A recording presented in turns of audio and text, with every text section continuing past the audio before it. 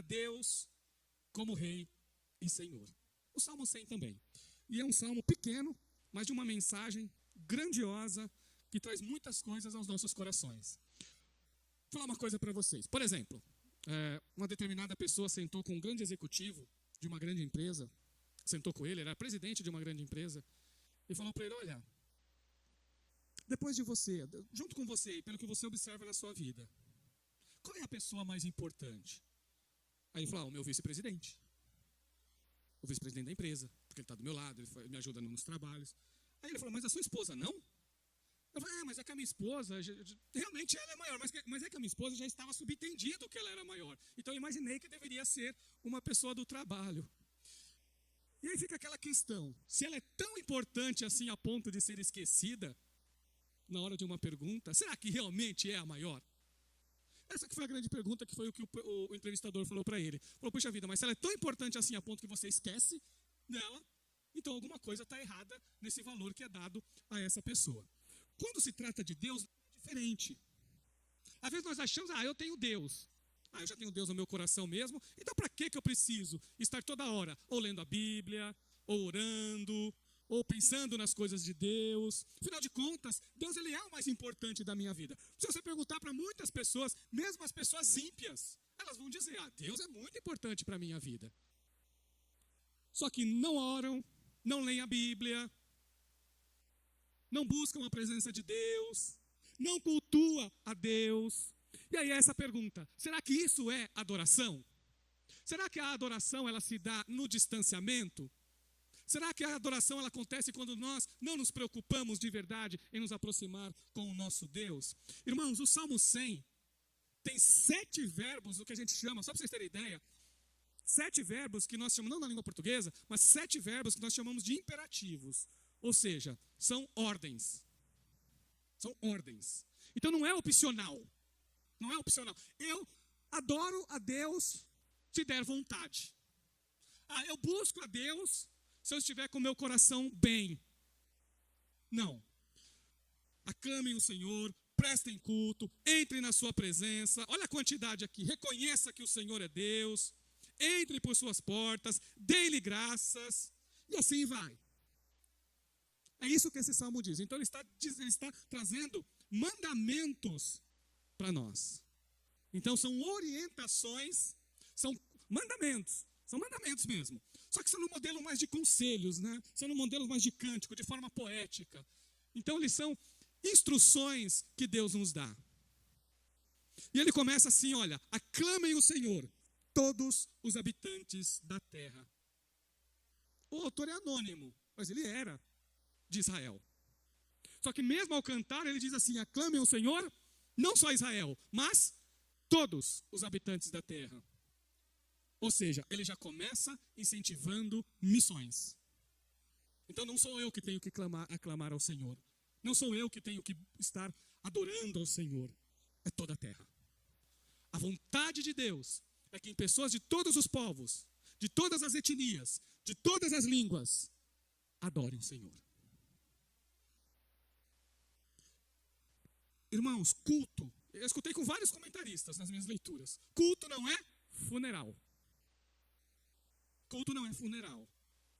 Esse primeiro texto aqui, aclamem o Senhor, poderia ser traduzido assim, deem gritos.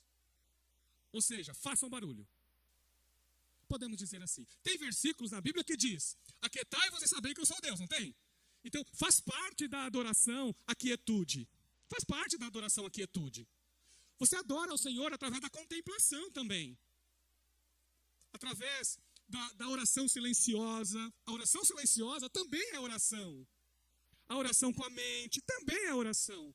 Mas tem momentos, irmãos, que nós temos que sentir a presença de Deus, se alegrar com ela e cantar em alta voz. Tem momentos que a nossa voz tem que bradar. Só o Senhor é Deus. Tem momentos que nós temos que falar, tem momentos que nós temos que cantar, tem momentos que nós temos que abrir a nossa boca ao nosso Deus. Nós temos essas oportunidades na igreja nos cânticos congregacionais. Nos cânticos congregacionais. É esse momento que nós temos para abrir o coração Esse momento que nós temos para adorar ao nosso Senhor. Lembrando os irmãos que ele diz assim, olha, preste culto ao Senhor com alegria, no versículo 2. Isso aqui está se falando do nosso ser interior, do nosso coração, dos nossos sentimentos, das nossas afeições. Nós temos que sentir Deus. Nós temos que amá-lo. E nós temos que prestar culto com alegria. Qual é a melhor maneira de se prestar culto ao Senhor? Está dizendo no versículo 2. Com alegria. Você cultua ao Senhor com alegria. A alegria quem dá é o Espírito Santo de Deus. A maior alegria que nós temos é Cristo no nosso coração. Pois quando Cristo veio a esse mundo, ainda bebê, houve alegria nos céus. Anjos entoaram louvores ao Senhor.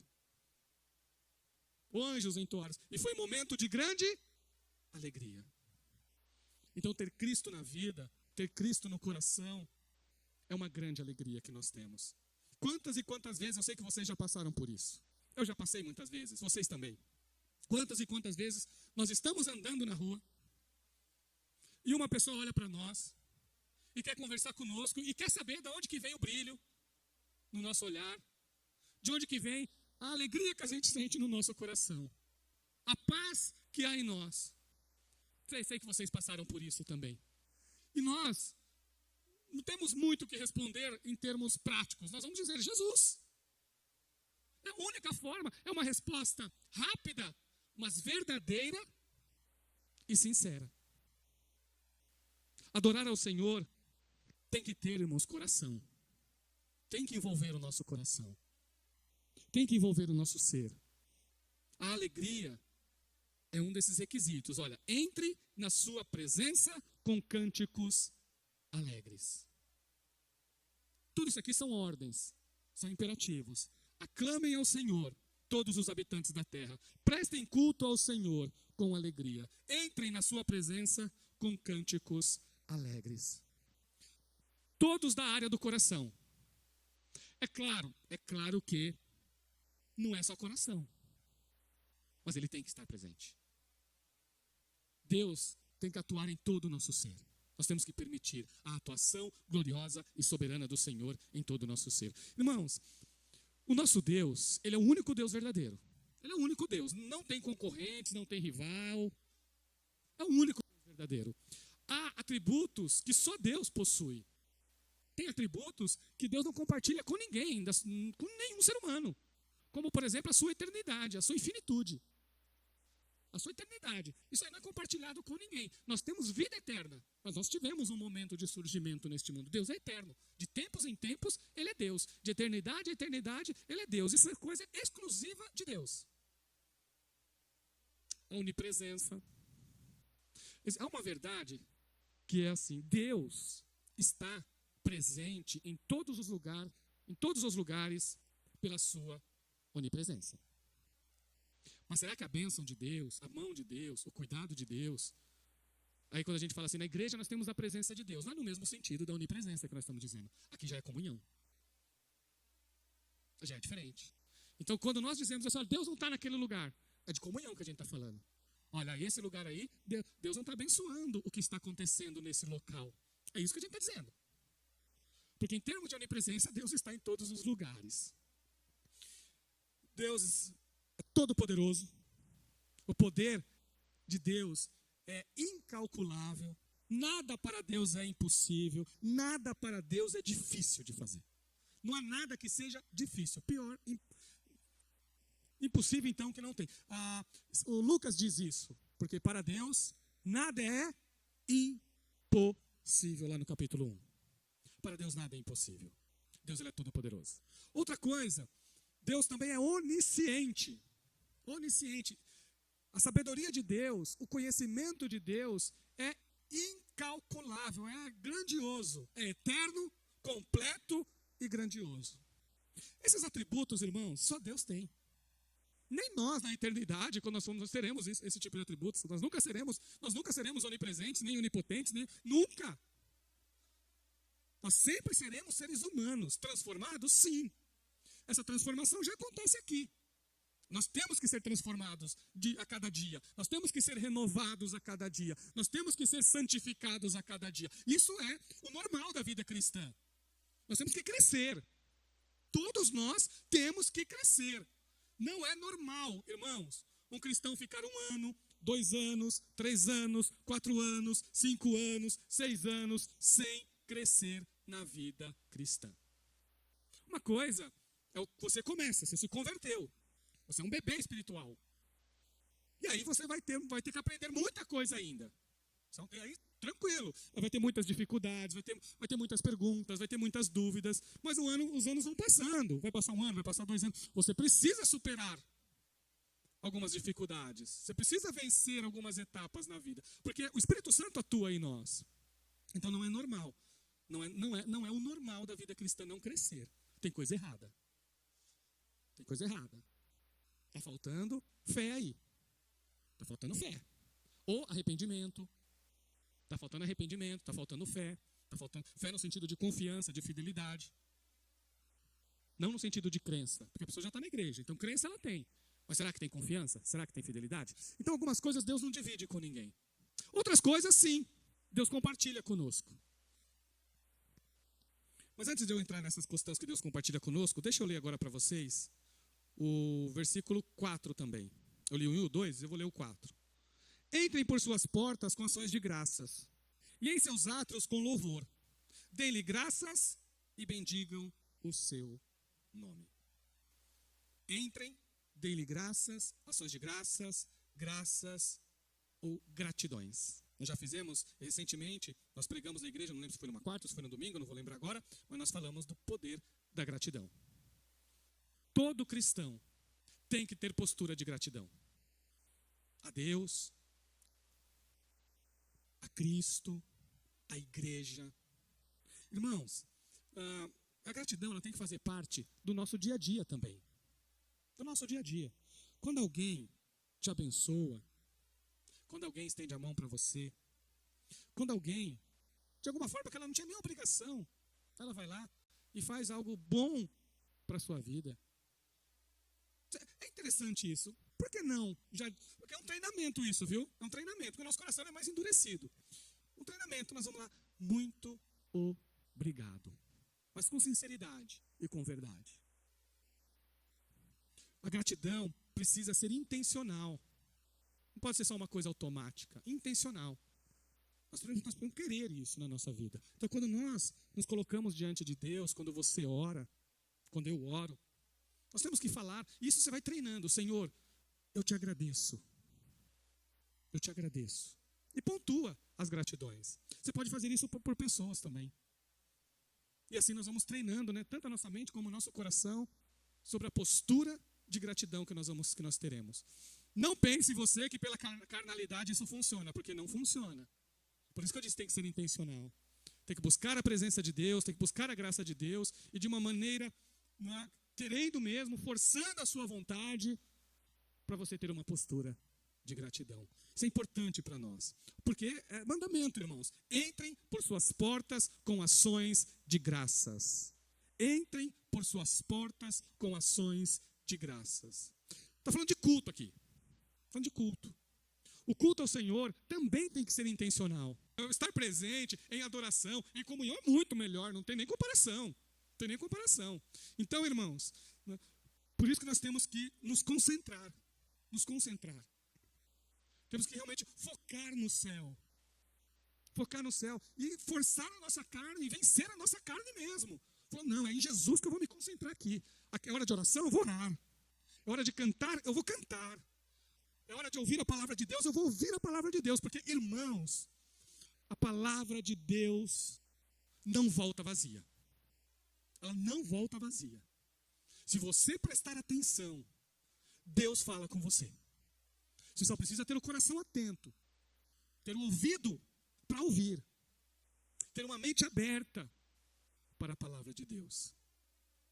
Eu disse para vocês que no nosso culto tem que envolver as nossas emoções. Então, irmãos, pode chorar, faz parte isso. O choro, a alegria, o prazer, o deleite. Vocês já tiveram noção do que é deleitar? A Bíblia fala isso. Do que é deleitar-se em Deus? Olha que importante isso. Deleitar-se em Deus. Existem prazeres na vida que nós temos que aprender a usufruir. Tem prazer da leitura. A leitura traz um prazer gigantesco para quem aprendeu a ler. Quando eu digo aprender a ler, não é saber as letras, é saber apreciar. Ao deleite nas artes, para quem vai se habituando, para quem vai treinando. Mas o mais importante de todos, e aí nós precisamos, irmãos, do auxílio do Espírito Santo, nós temos que buscar isso em Deus. Senhor, me faça deleitar no Senhor, regozijar-se no Senhor, alegrar-se no Senhor. Busque isso para a sua vida, meu irmão. Busque isso para a sua vida, meu irmão. Busque essa alegria, esse deleite, esse prazer, esse regozijo na presença de Deus, que Deus nos dá. Porque Ele pede isso de nós. Ele concede isso para nós. O Piper fala uma verdade, ele tem uma verdade, que é a filosofia dele, isso é a filosofia dele. Quando eu digo filosofia, não é fora da Bíblia, não, é teologia dele também.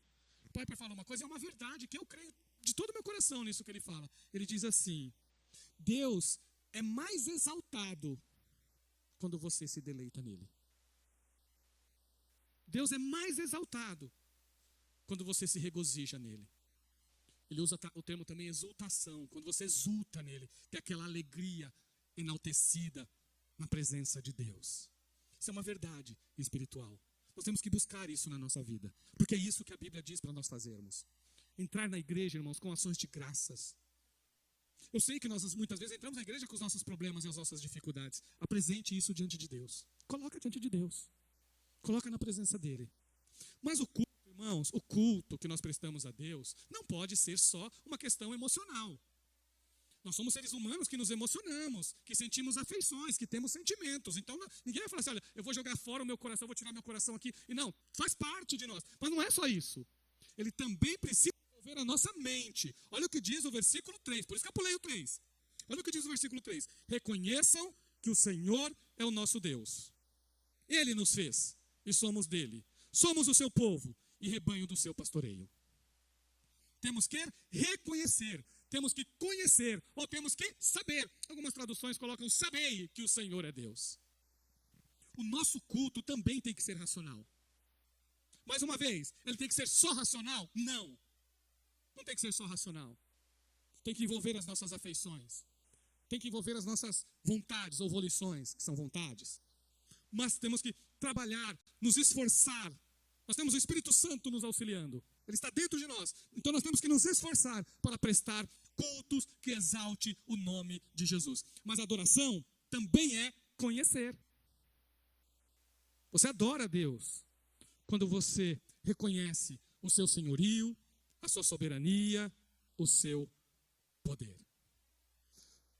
Você adora a Deus quando você lê de forma reverente a palavra de Deus. Reverente. Eu nunca consegui fazer isso. Nunca consegui. Mas eu ouço de alguns missionários, da história de alguns missionários, que eles leem a Bíblia inteira de joelhos. Então não é só ler. É reverenciar a palavra de Deus. Mas tem muitos homens e mulheres de Deus que tiveram essa experiência com Deus. De ler a Escritura de Gênesis e Apocalipse. De joelhos. E mais de uma vez. Homens e mulheres que devotam a sua vida a Deus. E conhecer, usar a mente também. A gente adora a Deus quando nós conhecemos, irmãos. Nós não adoramos a Deus quando há heresias, por exemplo. Não. Nós adoramos a Deus quando a palavra, ela fala ao nosso coração com verdade. Onde nós levamos a sério o que diz as Escrituras. Os ensinos falsos não glorificam a Deus. Por isso que nós temos que saber. Nós crescemos espiritualmente quando aprendemos mais a palavra de Deus. A Bíblia não é um livro para ficar fechado na estante. Ela é um livro para ser lido. Principalmente por quem é cristão. Por quem é cristão, a Bíblia é um livro para ser lido, meus irmãos. Lido.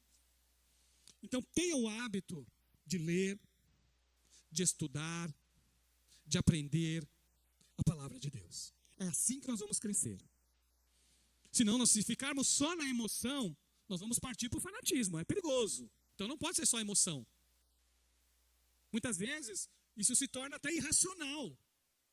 Então o culto que nós prestamos a Deus, o Deus que nós servimos, pede também de nós, que nós saibamos quem Ele é. Que nós o conheçamos. Oséias fala, tem um texto em Oséias, no capítulo 6, no versículo 3, que diz assim: conheçamos e crescermos, né, e crescermos em conhecimento ao nosso Deus. Devemos conhecer e crescer em conhecimento ao nosso Deus. Conhecer e crescer. Conhecer e crescer. Esta é a vontade de Deus. Não dá para separar. Irmãos, não há uma separação, pelo menos não na Bíblia. Nós fazemos isso, porque nós temos o costume de querer fazer departamentos da nossa vida. A Bíblia não faz departamento da vida de um ser humano. O ser humano ele é integral. E ele tem que ser visto de forma integral. A mente tem que envolver o coração tem que envolver a mente tem que envolver a vontade tem que envolver o coração. Então mente, né, conhecimento, sentimento e vontade. Essas três áreas, irmãos, atuam juntas. Senão não houve conhecimento, senão você não conheceu.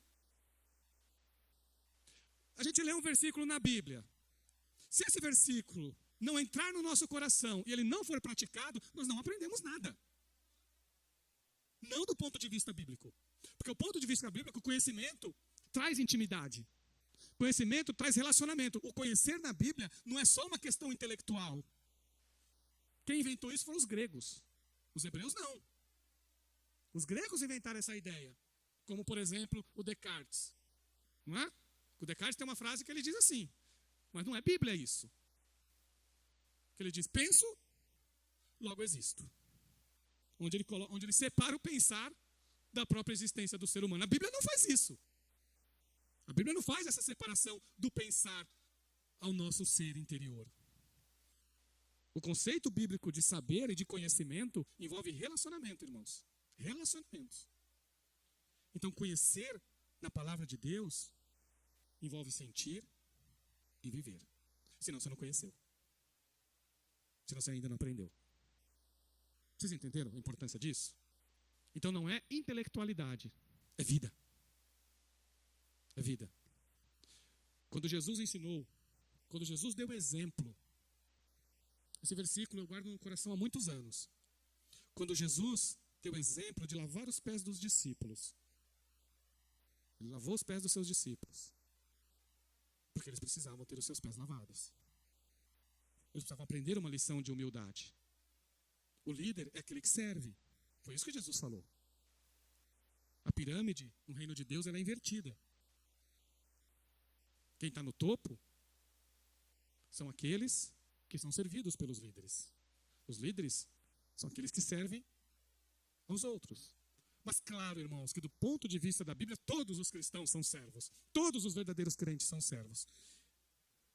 Aí Jesus diz lá no versículo 17, ele fala para eles, olha, o que eu fiz é para vocês seguirem o exemplo. Eu fiz para dar exemplo mesmo, então ele deixa bem claro. Isso que eu fiz é para vocês aprenderem, que é assim que se serve ao próximo. Aí depois ele diz uma coisa que nós nunca devemos esquecer. Lá no versículo 17 ele fala assim, se sabes estas coisas, feliz será se as praticarem. Se você aprendeu, você só é feliz, só é bem-aventurado, que é uma kairos, se você praticar. Então o conhecimento, irmãos, da palavra de Deus não pode ser divorciado, nem do coração e nem da vontade. Então reconheçamos que o Senhor é o nosso Deus. Então a nossa mente tem que atuar. Então temos que levar a sério o que diz as Escrituras. Temos que procurar entender de verdade qual é a mensagem do Evangelho. Qual é o plano da salvação. Qual é o nosso papel na vida cristã, como cristão. Temos que conhecer. Porque Ele nos fez e nós somos dele. Somos o seu povo. Olha que ele já entrando, ele se coloca junto. Somos nós. Ele nos fez. O salmista se inclui aqui. Somos o seu povo e rebanho do seu pastoreio. Todos nós somos povo de Deus. Sabe qual é a igreja? Sabe como que a Bíblia chama a igreja de Jesus? De povo de Deus. A igreja é povo de Deus. Propriedade exclusiva do Senhor. Você tem dono. você tem dono, você tem pastor. Não sou eu não, o pastor da igreja é Jesus. O pastor da igreja é Jesus, às vezes chamado de sumo pastor. Eu sou um servo, um ministro, pronto, um ministro, como diz a palavra de Deus. Nós usamos a palavra pastor, porque tem alguns textos na Bíblia que usam pastores, né, usam termos de pastores. Não é nem abundante assim. Na Bíblia, a palavra presbítero é muito mais abundante que a palavra pastor. A Bíblia usa presbítero e pastor de forma intercambiável, mas muito mais vezes ela usa a palavra presbítero. Mas nosso pastor mesmo é Jesus. É Ele que nós vamos prestar contas. É Ele que cuida de nós. Eu disse para vocês que existem alguns atributos de Deus que eles não comunicam conosco, é só Deus. Mas tem alguns que Deus comunica conosco, ou seja, Ele divide isso conosco. Claro que é num grau menor. Mas, por exemplo, aqui tem um deles. Bondade, fidelidade, amor. No versículo 5. Pois o Senhor é bom, e o seu amor leal é eterno, a sua fidelidade permanece para todas as gerações. Então, quando o Espírito Santo atua em nós, Deus derrama em nossos corações bondade, amor, fidelidade. É fruto do Espírito. E Deus, o amor de Deus é eterno. A fidelidade de Deus permanece de gerações a gerações. Irmãos, tudo o que Deus falou em sua palavra, Ele cumpre. Tudo. Muitas delas Ele já cumpriu, outras delas Ele cumpre hoje, algumas delas Ele cumprirá no futuro. Mas todas serão cumpridas. Todas. Porque o que Ele fala, Ele é responsável por fazer valer. Deus vela, isso é um versículo bíblico, Deus vela sobre a sua palavra para cumprir. Ele vela porque Ele é fiel, irmãos. Nós muitas vezes somos infiéis, o nosso amor muitas vezes cambaleia, mas o de Deus não. Muitas vezes nós falhamos na bondade, mas Deus não. Mas isso não quer dizer que nós não devamos crescer. Quando você cresce espiritualmente, você se torna uma pessoa mais bondosa. Quando você cresce espiritualmente, você se torna uma pessoa mais amorosa. Quando você cresce espiritualmente, você se torna uma pessoa mais fiel. Isso é fato. A maturidade da vida de uma pessoa envolve todo o seu ser, envolve toda a sua vida. Nós só estamos aqui porque o amor de Deus, porque Deus é bom. Por que nós estamos aqui na igreja hoje? Porque Deus é bom, porque o seu amor leal é eterno e porque a sua fidelidade permanece por todas as gerações. Aquilo que Deus começou na tua vida,